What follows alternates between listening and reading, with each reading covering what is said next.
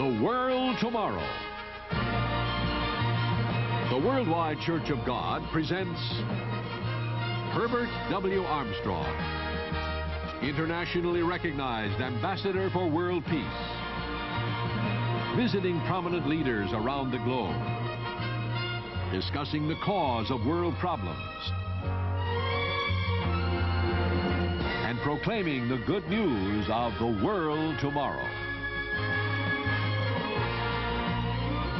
Ladies and gentlemen, Herbert W. Armstrong. Listeners, viewers know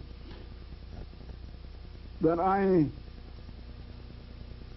travel over the world, that I speak personally with many heads of governments in many nations all over the world.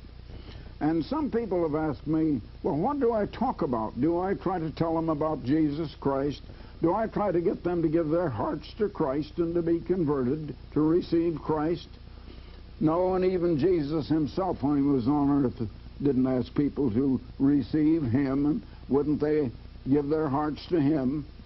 He talked to them about the things they were interested in, and I talked to heads of government about world conditions, about their concerns and worries, and about world peace and how it's going to come. I talk to them about the way to world peace. I tell them we're not going to have world peace of our own efforts. It's not going to come that way. But I do tell them about the second coming of Christ, and that God is going to send Jesus Christ to this earth to set up the kingdom of God. One nation ruling the entire world, all nations, and to bring us peace. We won't do it ourselves. God is going to have to do it to us. Now, in my most recent trip, I was visiting both Jordan and Jerusalem. And in Jerusalem, I had a private conversation with Menachem Savador, the Speaker of the Knesset. Now, the Knesset, as I think most of you know, is their Congress, or their parliament, their lawmaking body. For the first time, so far as I know, they allowed a private television crew to take for television this conference between me and the Speaker of the Knesset. I was accompanied in this interview by my own personal aide, Aaron Dean, by our world news editor for the Plain Truth, Mr. Gene Hogberg, and by the recent Consul General of Israel to Los Angeles, Michael Ravid. So now I want to show you that conversation just as it was televised by our own television crew. You know that we have some basic problems in the Israel economy, and then there are the conjunctural ones. Mm-hmm.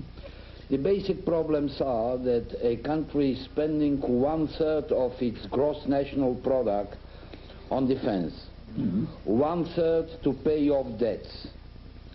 Now, we are a coalition government, and the tail is wagging the dog. Yes.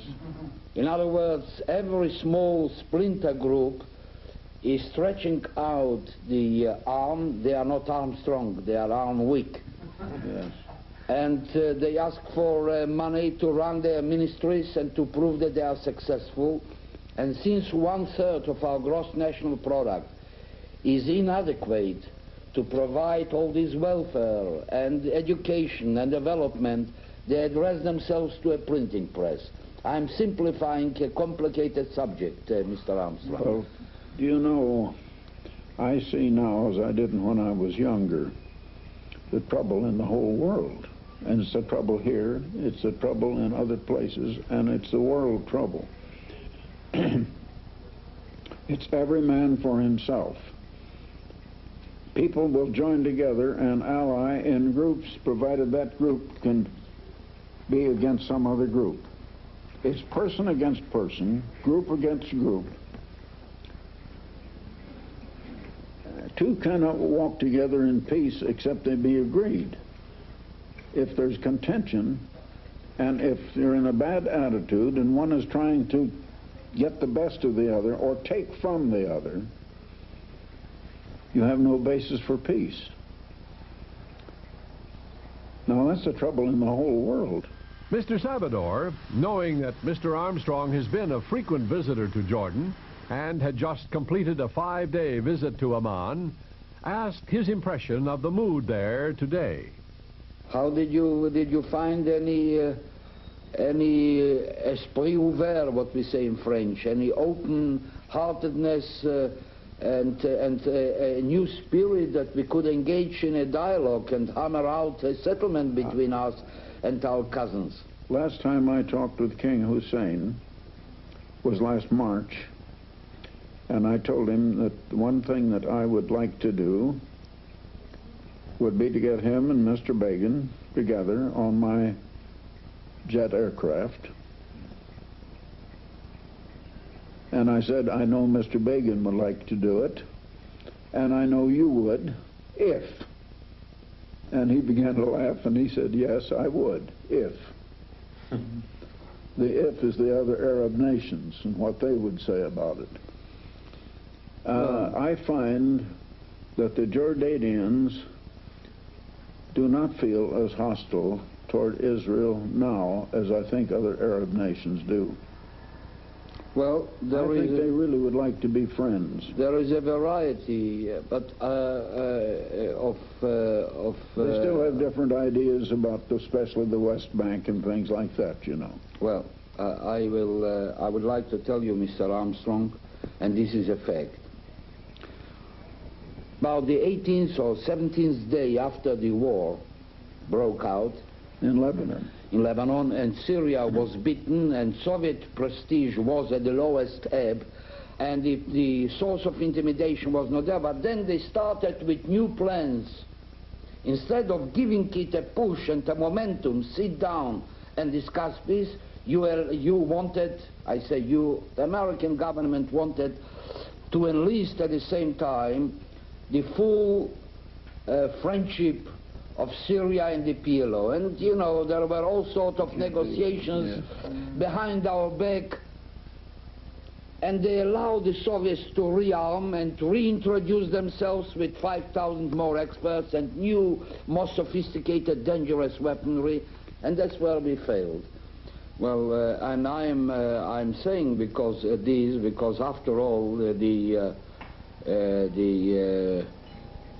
United States of America is the protector of the free world. Yes. They are the protector of the free world. If God forbid they just wrap up and they disappear from this area and so on, I don't know. The United States wants to be a friend of Israel. They want to support Israel, but also our government at Washington wants to keep the friendship of the Arab nations. So well, this is legitimate. This is legitimate. This is legitimate. You can keep the friendship with the Arab countries if you show resoluteness, if you show vigor and vision, and you show tenacity, perseverance. You have to, in order to address yourself to the Lebanese entanglement, you have to attack the fundamental issues, and you should not divorce yourself from the historical basic data about this country. So they have a national pact that the president should be a Christian, the prime minister is a Muslim, the president of the parliament is a Muslim Shiite, and so forth. yes. And unfortunately, on this, in this animosity and this ethnical mosaic that you have in Lebanon, with Soviet communist agents inside, Yes. and the wrangling and bickering and the skirmishes between them And the encourage the Soviets resuscitating all the time, it is, I'm afraid, a very, very unpleasant task. Yes. Almost immaterializable. I don't know how they are going to Well, we are living in a turbulent world. But I tell you, this is only going to be solved one way. And we humans aren't going to solve it. But the God of Abraham, Isaac, and Jacob is going to have to solve it for us. And it will be solved. And it won't be long now. And it will be done. I don't mean a year or so, but I don't mean another 100 years either. We're in a crisis at the close of all civilization in this world. And the very hub of the whole world crisis is right here. Well, and things are going to happen here to Jerusalem. Now, one thing I can tell you, you're going to see big events take place in Europe very soon. I'm in touch personally with the men that are leading in a movement to unite Europe, reunite. Well, in the Christian times, and they it was can't united. understand why they're not making better progress right now. Franz Joseph Strauss,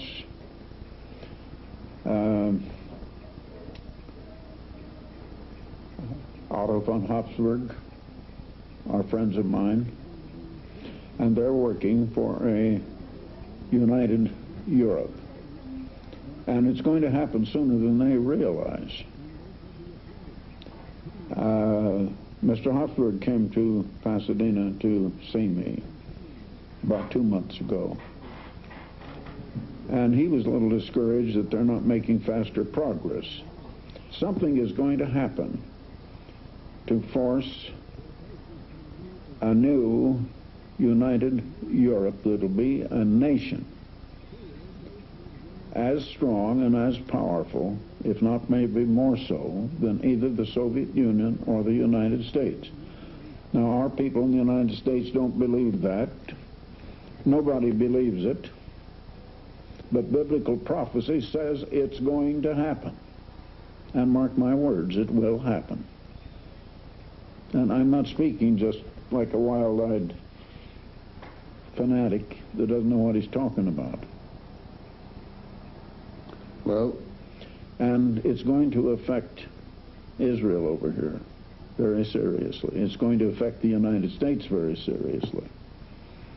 well, the idea of a united Europe is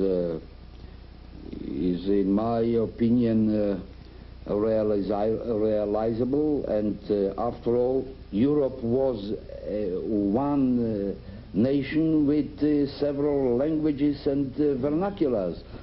United by the Catholic Church. Yes. Prophecies, like the 2nd chapter of Daniel, the 7th chapter of Daniel, and a few other chapters in Daniel, the 14th chapter of Zechariah, tell us a lot, and that is not make-believe. Well, I wish I could have you when I'm arguing with the Orthodox and National Religious Party here, They wouldn't and listen. to have your background in the Bible. I can only tell you. I could resist all the pressures of the religious parties in this Knesset. But believe me, you'll find the Bible is true. Absolutely. And it's going to happen. Well, I wish it come true. People just can't understand, and they can't believe. They don't believe what it says. If they believe what it says, we could have a better world. Well, we It's not live. just some visionary. We This is live, practical. yes, we live in a consumer society which deserted the tenets and values, basic values of our culture, of our civilization. This is a menace to the survival of the basic moral values of the Western world. It all gets back to a way of life. A way of life. There is a law, and law merely Now, you're a lawmaking man. The Knesset is a lawmaking body. I spoke before the Constitutional Law Department of the University of California in their law school. And I was mentioning that law is merely the rules to regulate human conduct. It's a way of life. The law of God is love, which is outflowing regard and concern for the good and welfare of others as well as yourself, and equal to yourself. And we don't have that in this world. We have a law operating in this world, and that law is vanity. I love me, I don't care about you. Every man for himself. I want everything for me, but I'm going to disagree with you. It's competition instead of cooperation. Instead of cooperation and unity in the right attitude and spirit, we find people joining together in conflict with other groups, one group against another. Now, in World War II, the United States and Britain were fighting against Germany. Now they try to ally with Germany against Russia. In World War II, the United States was allied with Russia against Germany. And we ally, and then we change our alliances. And we don't see it all gets back to a basic attitude of mind and way of living. Now, I see that God's way is wanting to help, wanting to share. Now, that's the way we do. We come to Israel. We don't ask anything of Israel. We're not trying to get anything here. You can't find a single friend of ours over here that'll tell you I've ever tried to get anything here. No. I come here to give. And you can check that all you want to, and you find that's true. And when people can get into that attitude, we'll begin to have world peace. Now, we're not going to have that until, the Bible also prophesies a Messiah is going to come. And it is going to happen, and we are going to have world peace. We're not going to have it man's way as long as man wants to organize as he's doing. This group against that group, this nation against that nation, this individual against that individual. It just can't be. You're right. As for us, we're not going to solve the world problems right now. And as for us, meaning the work that I'm doing, not the United States, we love Israel, we love the people of Israel, and we come here in peace to help, to give, to share. We know we're not going to bring peace now. My job is to proclaim the way of peace, not to accomplish peace, but to proclaim the way of the Almighty God who's going to accomplish it and going to do it to us, whether we like it or whether we don't. He is going to compel people to have peace. Well, and it's going to take force. It's going to take a force greater than human force. And in the meantime, we just try to have as much peace as we can. Now, I'm a friend of Arab people, a friend of the Israelis, a friend of the Japanese, a friend of black people in Africa, and we have projects in all of these countries. And we know we're not going to bring peace, but we believe we should do what we can toward peace in the meantime. And I proclaim the way of peace. Well, Mr. Armstrong, I am, first of all, very privileged to have you in my office the fortress of Israel democracy. May I just present you with the Medal of the Knesset. It features the building and then the sides of the three monotheistic faces that Jerusalem is holy to them. So here is the medal which shows Jerusalem, for which you have done so much, and the Knesset, the only fortress of democracy in the Middle East. And here is what I say to the Honorable Mr. Herbert Armstrong in appreciation of his true friendship for the land and people of Israel and his magnanimous gestures which aid and strengthen the spiritual and moral tenets of our common culture.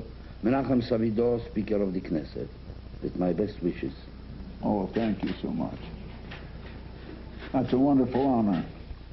The Middle East now is seething with crisis after crisis. Now, very few realize the significance of what is going on now in the Middle East. As I said, Bible prophecy shows very plainly that the whole center of world disturbances is going to be in the Middle East from now on until Armageddon, the final battle of World War III, and the end of this world. Now, I have a booklet just off the press. It is a reprint of an article that appeared some little time ago in The Plain Truth, but it tells you about this whole Middle Eastern situation, and it's entitled The Middle East in Prophecy. What is happening in the Middle East? Why is it leading into the end of this world? Why is the Middle East so important? The things that are going on in Beirut and in Lebanon, continual strife and trouble. It's first one thing and then another. I'd like to send it to you. So until next time, this is Herbert W. Armstrong. Goodbye, friends. For the free literature offered on this program, write Herbert W. Armstrong, Pasadena, California, 91123. In Canada, Box 44, Vancouver, BC. Or in the continental United States, you may call this toll-free number, 800-423-4444. In California, Alaska, and Hawaii, call Collect 213-304-6111. If the lines are busy, please try again. The preceding program and all literature were produced and sponsored by the Worldwide Church of God.